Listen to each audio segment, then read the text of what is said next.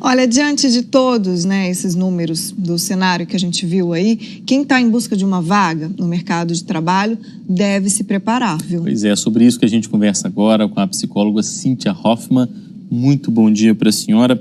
Quando a gente pensa em desemprego, a gente pensa logo na dificuldade financeira que a pessoa tem. Isso é um fato, é uma realidade, mas não é só isso, né? Há outros problemas que envolvem o desemprego, né? Exatamente. A pessoa precisa entender que basicamente envolvem 3 dimensões. Uma dimensão financeira, como você bem colocou, tem outra dimensão também que é emocional e uma outra dimensão que é profissional.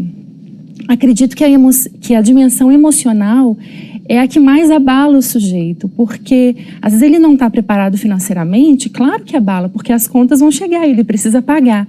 Mas também quando o emocional está abalado, quando ele se coloca para baixo, ele não consegue ter uma dimensão do cenário, não consegue se olhar também para dentro e ver quais são as suas reais competências, o que ele pode fazer diante disso, quais são as oportunidades que se apresentam para ele.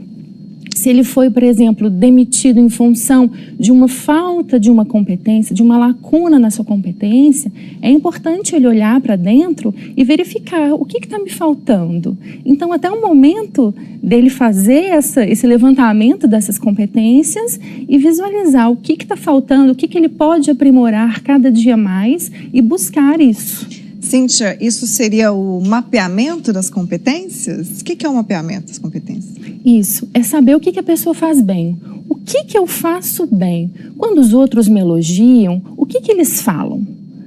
Esse olhar atento, né? Esse olhar atento, exatamente. Porque a gente faz muitas coisas boas. Mas nesse momento, né, de demissão, de crise, a gente tende a focar no lado negativo. Mas o que eu faço bem? Nas organizações que eu já passei, o que eles falavam do meu desempenho? O que também eu fazia bem, executava bem, quais foram os resultados que eu consegui atingir. Então, isso é fundamental.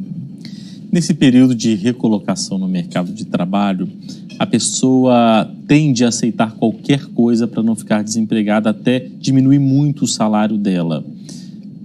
É algo que você recomenda ou a pessoa tende a ficar frustrada com o tempo? Nesse tempo de uma crise, né, vamos colocar assim, os salários eles estão mais modestos, mais conservadores. Muitas pessoas, até em função desse mercado, elas foram demitidas para ganhar, demitidas em função dos altos salários que tinham. E outras pessoas foram colocadas desempenhando aquela mesma função e com salários menores. Aliás, essa é uma tendência do mercado empresarial hoje, Isso. né?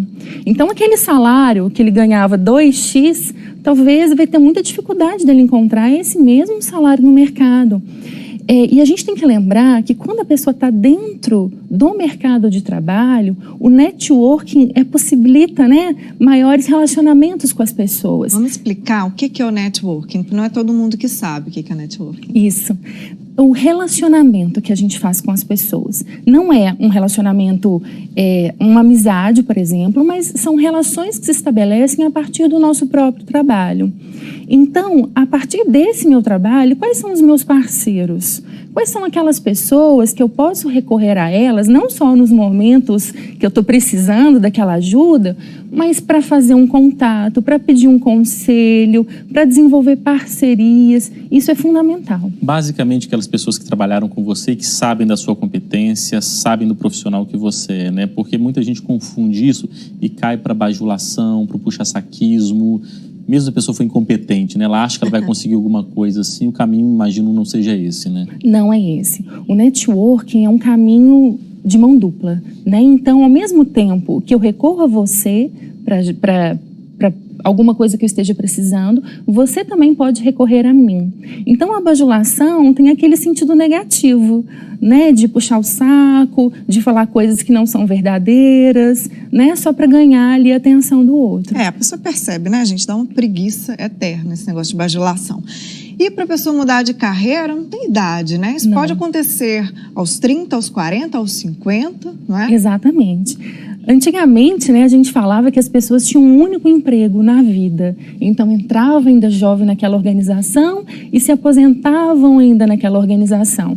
Hoje a gente vê um movimento muito mais dinâmico dessas relações. Então as pessoas entram numa organização, surgem outras oportunidades, elas lidam com isso, com essa movimentação de uma forma muito tranquila. Essa geração atual, ela já é bem nesse caminho, né? Sim. Muito obrigada, Cíntia, pela entrevista. Eu que agradeço. Ótimo dia para você. Bom dia. Um ótimo dia. Bom dia.